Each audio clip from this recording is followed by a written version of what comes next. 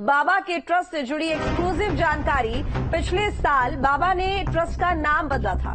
अभी श्री नारायण साकार Hari charitable trust है नाम, और पहले बाबा मानव सेवा आश्रम था ट्रस्ट का नाम। पिछले साल ही ट्रस्ट से जुड़ी कुछ संपत्तियों की रजिस्ट्री हुई थी जब ये नाम बदल दिया गया था। तो ये बड़ी जानकारी आपको दे रही है बाबा के ट्रस्ट से जुड़ी हुई एक्सक्लूसिव जानकारी। पिछले साल बाबा ने अपने ट्रस्ट का नाम बदल दिया था।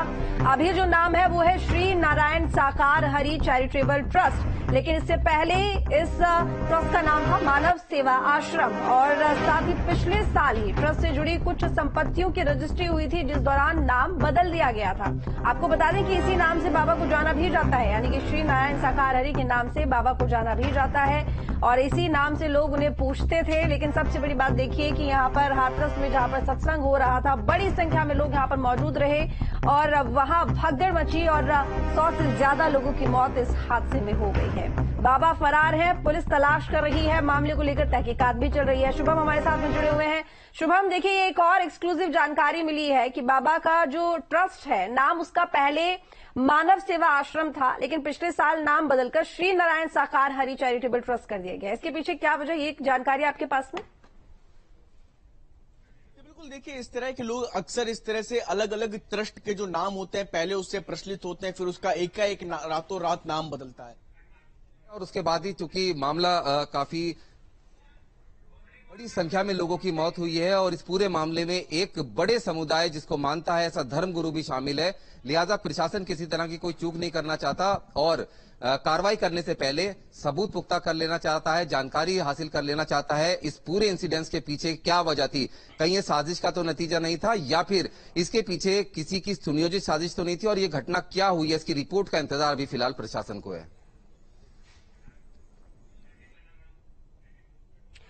तो देखिए लगातार यहाँ पर जांच पड़ताल चल रही है, इसके साथ ही न्यूज स्टेट इस पूरे मामले को लेकर लगातार कवरेज कर रहा है। एक एक जानकारी हम आप तक पहुंचा रहे हैं और ये बता रहे हैं कि आखिर किस हिसाब से साम्राज्य यहाँ पर फैला हुआ था बाबा का। और वही देखिए हादसे से ठीक पहले का वीडियो हम आपको टीवी स्क्रीन पर दिखा रहे हैं, कितनी बड़ी संख्या में यहाँ पर लोग मौजूद थे। और इसके साथ ही देखिए जो आप यहाँ पर सफेद ड्रेस में लोग देख रहे होंगे, ये वही आर्मी है जिसके लिए लगातार कहा जा रहा है कि बाबा की अपनी एक आर्मी थी जो कि सेवादार वहां पर मौजूद रहते थे, उनके द्वारा ही बनाई गई थी, यानी कि वही लोग इस आर्मी में शामिल होते थे। और सबसे बड़ी बात यह कि प्रशासन से अलग, पुलिस प्रशासन से अलग यही लोग पूरी भीड़ को नियंत्रित करते थे, यानी कि बाबा तक पहुंचना इतना आसान नहीं था। जितनी बड़ी संख्या में लोग वहां पर मौजूद थे, उतनी बड़ी संख्या को नियंत्रित करने के लिए, भीड़ को जगह जगह फैलाने के लिए, बैठाने के लिए हर तरह से जो नियंत्रण था वो इसी आर्मी के पास था, जो कि बाबा की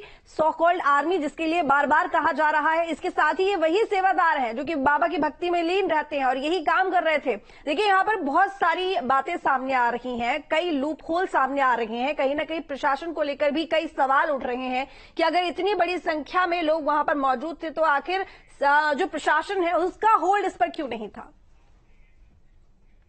तो बता दें कि हाथरस में सत्संग से पहले का वीडियो भी सामने आया और हादसे से पहले का ये वीडियो बताया जा रहा है। वीडियो में सत्संग के लिए दिखी लाखों की भीड़, तो लाखों की संख्या में लोग मौजूद थे सत्संग में और हादसे से पहले का ये वीडियो बताया जा रहा है जिसको हम आपको दिखा भी रहे हैं। यहाँ पर वीडियो में सत्संग के लिए लाखों की संख्या में जो भीड़ है वो जाती हुई दिख रही है। बहुत बड़ी संख्या में आसपास से लोग यहाँ पर पहुंचे थे बाबा को देखने के लिए, आशीर्वाद लेने के लिए। जिस तरीके से हमने अभी आपको जानकारी दी थोड़ी देर पहले कि ये बात सामने आई है कि एक रंगोली बनाई गई थी और उस रंगोली के रंग को लेने के लिए, रंगोली का रंग यहाँ पे महत्वपूर्ण नहीं था, महत्वपूर्ण ये था कि उस रंगोली से गुजरकर जो बाबा हैं वो वहां से गए थे, इसीलिए उनके चरणों की धूल आप कह लीजिए, उन रंगों को ले लीजिए जो कि भक्त जो वहां पर मौजूद थे उनको वो लेना चाहते थे और इसी होड़ में ये भगदड़ मच गई जिसमें बड़ी संख्या में लोगों की मौत हो गई है।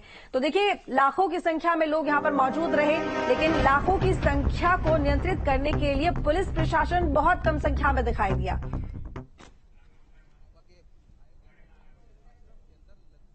लाइफ स्टाइल जो भोले बाबा है वो अपनी बिता रहे हैं, अभी भी फिलहाल अंदर है और जो सूत्रों से जानकारी मिली है कि सुबह के समय जो उनका फेवरेट नाश्ता है वो बनाया गया और नाश्ता भी किया है, ऐसा सूत्र बता रहे हैं। पुलिस के जो जवान हैं वो यहाँ पर तैनात हैं सिर्फ आदेश के इंतजार में, क्योंकि मामला काफी हाई प्रोफाइल है आस्था से जुड़ा हुआ है, एक ऐसे भोले बाबा से जुड़ा हुआ है जिनको बहुत ही सम्मान की दृष्टि से और आस्था की दृष्टि से एक बड़ा समुदाय देखता है, बड़ी संख्या में भक्त हैं।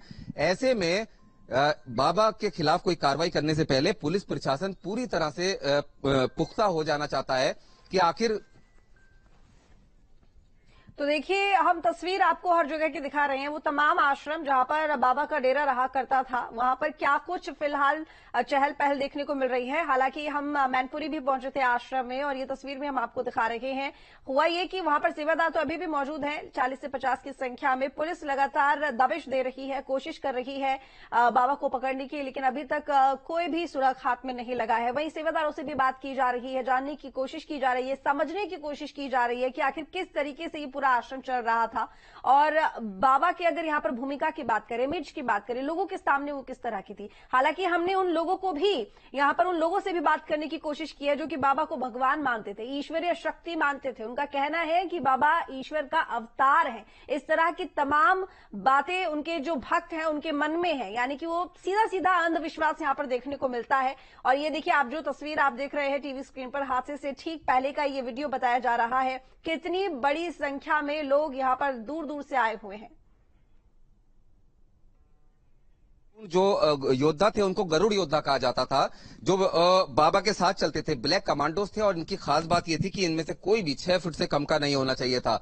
इसके अलावा महिला टुकड़ी अलग थी, पुरुषों की टुकड़ी अलग थी, सेवादार अलग थे, अलग अलग कैटेगरीज में बांटा गया था। जब बाबा का कोई सम्मेलन होता था या प्रवचन होता था तो बाबा के आसपास उसके गरुड़ कमांडोस सुरक्षा दिया करते थे, जो काफिले के साथ भी चलते थे और काफिले को रूट दिया करते थे। उसके बाद फिर नारायणी सेना और दूसरे जो उसके सुरक्षा कर्मी हैं, सेवादार हैं, उनका रोल हुआ करता था। और सबसे आखिर में जो आम पब्लिक थी उसके लिए एक बैरिकेड लगा दिया जाता था, जहां पर अंदर किसी तरह का, इस हाथरस वाले मामले में दिखा, किसी तरह का कोई इंतजाम नहीं था। और सबसे बड़ी बात यह है कि इस मामले में भी जांच हो रही है कि जैसे ही बाबा ने मन छोड़ा उसके फौरन बाद ही उनके तमाम सेवादार, तमाम सुरक्षा कर्मी, जो उनकी नारायणी सेना थी, वो सिर्फ बाबा के इर्द गिर्द, भोले बाबा के इर्द गिर्द आकर इकट्ठी हो गई और उनको किसी तरह से रवाना किया, जिसके चलते वहां पर किसी तरह का समझाने वाला या फिर रास्ता दिखाने वाला किसी तरह का कोई सेवादार पर्सनल थी वो वहां मौजूद नहीं रही। और ऐसे में जब भीड़ को छोड़ा गया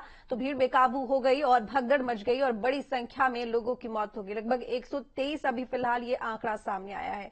और सबसे बड़ी चूक जो यहां पर देखने को मिल रही है वो प्रशासन की भी देखने को मिल रही है कि आखिर इतनी बड़ी संख्या में भीड़ अगर वहां पर मौजूद रही तो उस भीड़ को नियंत्रित करने के लिए आखिर क्यों वहां पर पुलिस प्रशासन बड़ी संख्या में मौजूद नहीं था? क्या इसकी जानकारी नहीं थी? ये जो आप वीडियो बार बार टीवी स्क्रीन पर देख पा रहे होंगे, ये हादसे से ठीक पहले का वीडियो है, जिसको देखकर ये अंदाजा लगाया जा सकता है कि जब इतनी बड़ी संख्या में अगर लोग वहां एक साथ मौजूद हैं तो सोचिए जब भगदड़ मची होगी तो क्या मंजर रहा होगा। ना जाने कितने बच्चे, कितनी महिलाएं, कितने आदमी जो हैं इस हादसे में दम घुटने से, इसके साथ ही क्योंकि भगदड़ मची तो लोग एक दूसरे के ऊपर चल चलकर भागते हुए नजर आए, जिसकी वजह से कई लोगों की मौत हो गई है।